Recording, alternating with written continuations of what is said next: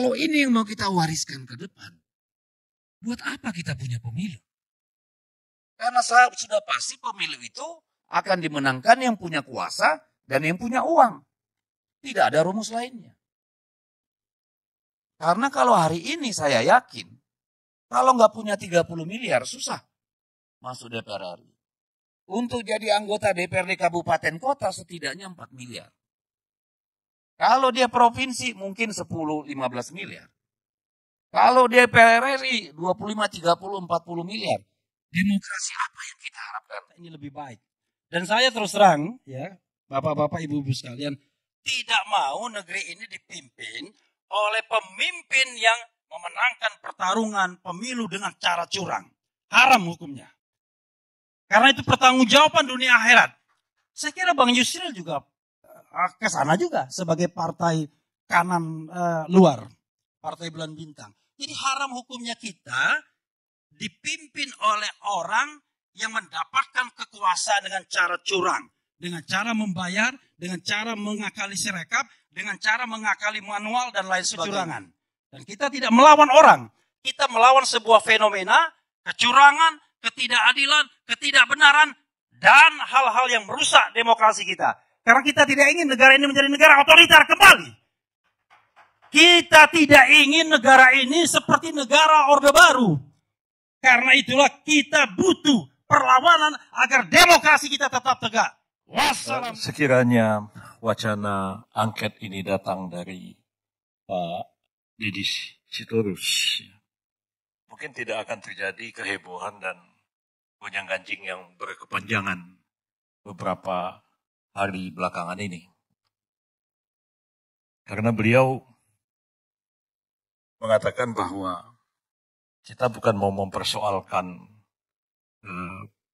hasil dari pemilu, khususnya Pilpres, tapi kita ingin meneropong pelaksanaan pemilu ini untuk kita tahu di mana kekurangan, kelemahan, dan kesalahannya, lalu kita melakukan perbaikan untuk masa depan. Saya kira kalau seperti itu, kita semua menyambut gembira. Walaupun tentu ada tanda tanya juga.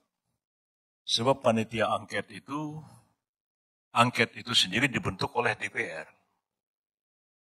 Dan anggota panitia angket itu adalah praksi-praksi DPR itu sendiri.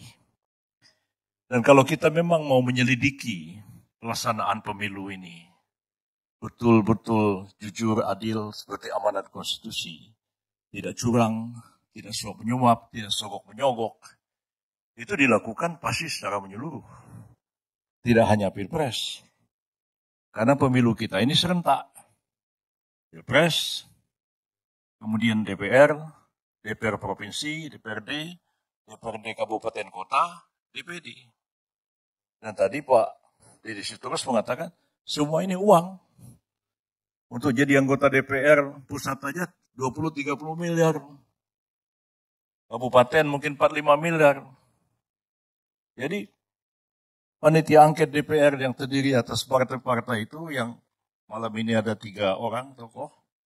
Ada Pak Pipin dari PKS, ada Pak Dedi dari PDIP, Pak Maman dari Golkar. Mereka juga akan menyelidiki dirinya. PDIP dapat 19% itu nyogok apa enggak? PKS dapat 70% itu nyogok apa enggak? Golkar dapat 15% menurut quick count itu nyogok apa enggak? Kalau tadi dibilang untuk satu anggota DPR perlu 20-30 miliar, apa 19%? PDIP dapat kursi itu, kalau diangkakan 110 kursi, 110 kali 30 miliar atau tidak? Bapak yang nyelidiki, Bapak sendiri mungkin. Pak Maman akan nyelidiki dirinya sendiri. Lalu apa orang mengatakan, ini cuma dagelan aja ini angket ini. Itu pertanyaan Pak. Tadi dulu Pak, saya belum selesai ngomong. Ya. Ya. Bukan mau ngambil mic, gelasnya mau digeser. Oh, silakan Pak.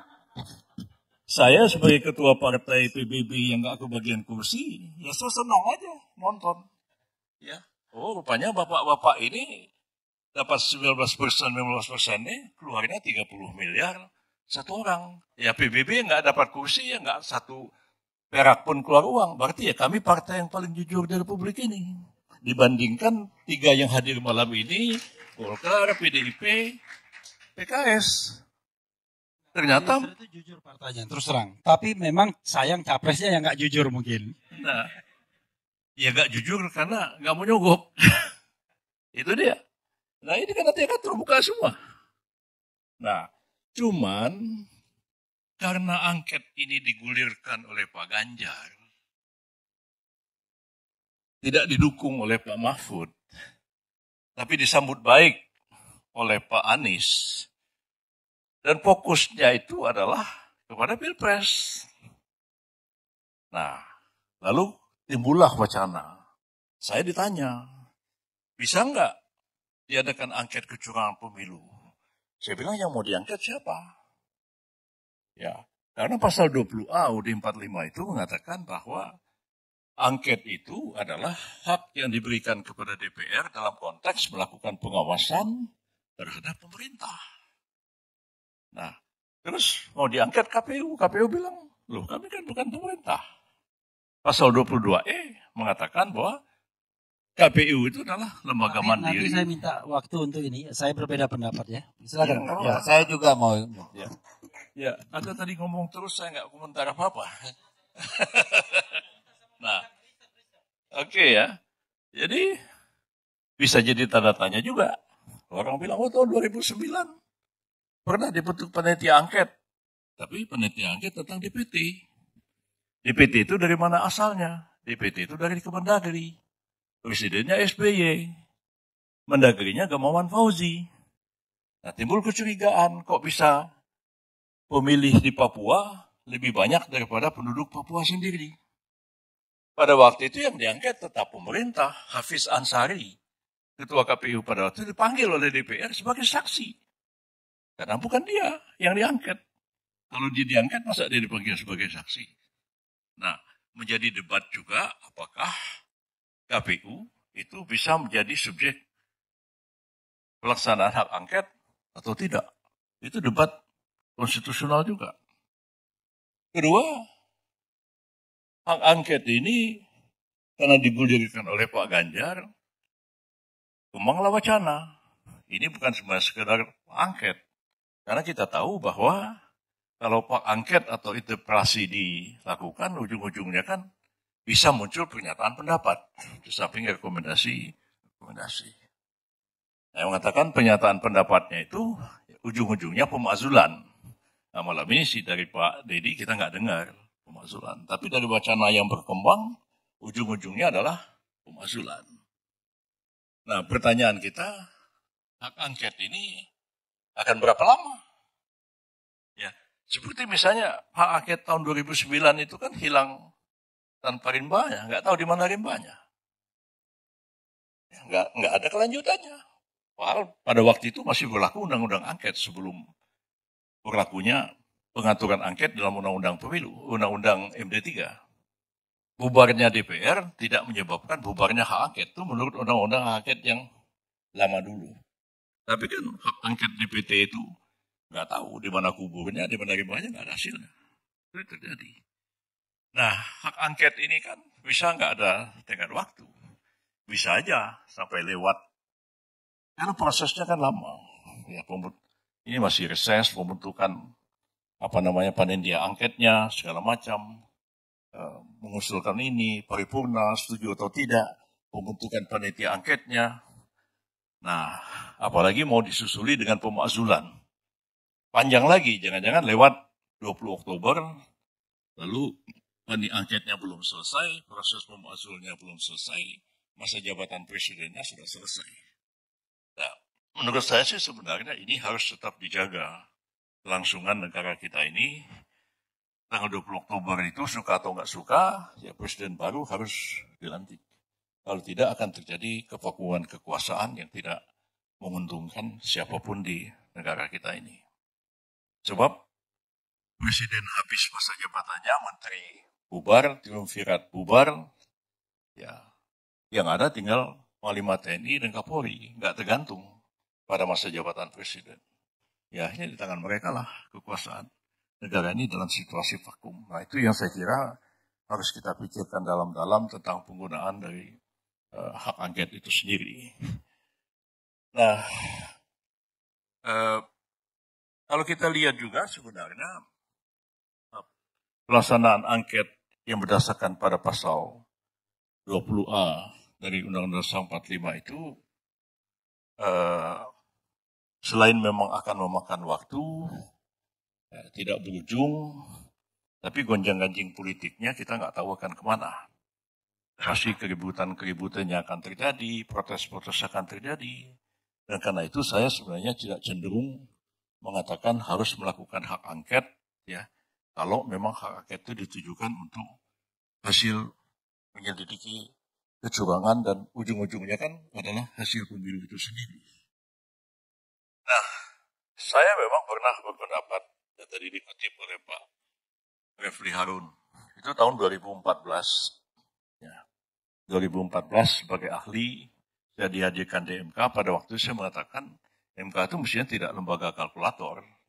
MK itu bisa membatalkan hasil pemilu kalau pemilu itu kecurangan. Tapi pendapat saya itu ditolak oleh majelis hakim. Ya, dalam putusan MK pendapat itu ditolak. Dan kalau pendapat itu sudah ditolak oleh majelis hakim, pendapat itu nggak bisa dijadikan argumen lagi di pengadilan.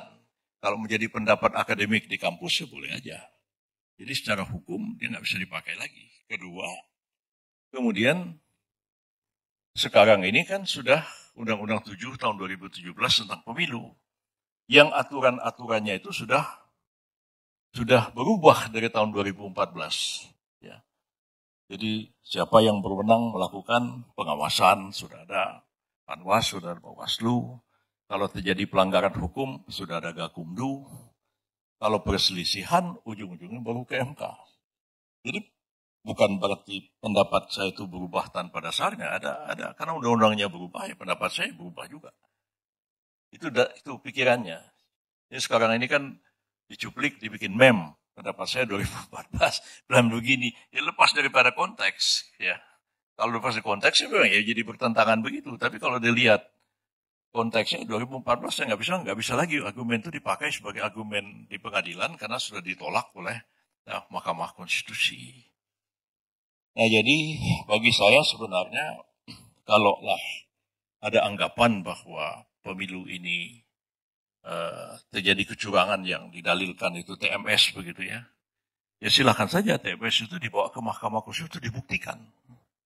Walaupun memang kita mengetahui bahwa sistem pembuktian kita itu juga tidak mudah di Mahkamah Konstitusi. Karena kan hanya 1 minggu sesudah diumumkan tanggal 20 Maret nanti sudah harus mengajukan permohonan ke MK oleh pihak yang menolak hasil akhir yang diumumkan KPU itu sebagai objek sengketanya. Dan kemudian ya MK juga ada batas waktunya untuk memutuskan perkara itu. Nah, apakah sekarang ini panitia angket itu bisa diandalkan untuk menyelidiki di mana kesalahan, di mana kekurangan, di mana ketidakbaikannya, dan untuk direkomendasikan untuk masa yang akan datang? Saya sendiri nggak yakin panitia angket itu akan mampu melakukan itu. Karena semua punya kepentingan. Ya, partai-partai punya kepentingan di situ. Mau menyelidiki kekurangan kelemahannya dan juga mau melindungi kesalahan-kesalahan kepentingannya sendiri.